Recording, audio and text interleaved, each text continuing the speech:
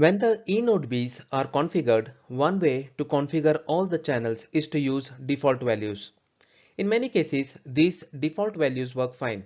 For others, the eNode B needs to adjust these values based on what values the neighboring cells are using. Random access channel or RACH is one such channel that needs to be optimized. The eNode B continuously or periodically performs RACH optimization based on the UE feedback and knowledge of neighboring eNode B's RACH configuration. An optimized RACH will reduce connection time, help achieve higher throughput, and improve cell coverage. The eNode B can request the UE to send the RACH report when it sends the UE Information Request message. By collecting these reports from the UE, the eNode B can determine the actual access delay.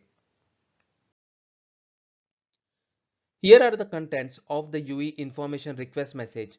As you can see, RACH report request R9 has been introduced as a Boolean value that can take true or false value.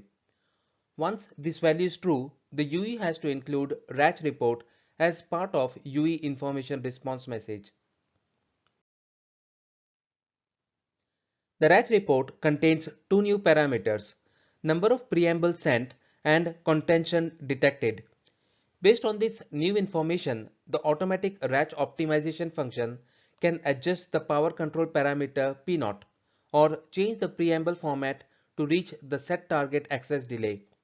By optimizing P0, the probability for an eNode B to read the preamble increases. However, as a result, the interference on neighboring cells may also increase. The second option adjusts the preamble format to use, under the premise that a correct preamble format assures successful preamble detection for the traffic type in a cell.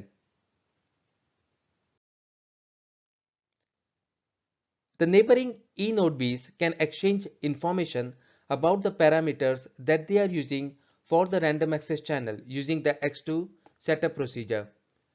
The information includes the PRACH frequency offset and PRACH configuration index, which determines the resource blocks that the channel is using, and the route sequence index, which determines the channel's choice of random access preambles. Using this information, the base stations can minimize the interference between random access transmissions in nearby cells by allocating them different sets of resource blocks and different preambles.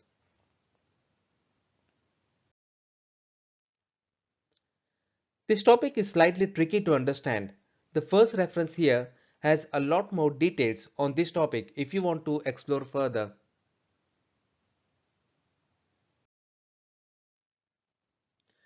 This was RACH optimization feature in brief. The main point to keep in mind is that RACH optimization aims to optimize the random access channels in the cells based on the UE's feedback as well as knowledge of its neighboring eNode B's RACH configuration. RACH optimization can be done by adjusting the power control parameter or change the preamble format to reach the set target access delay. We will now move to self-healing in the next video. Thanks for watching and goodbye.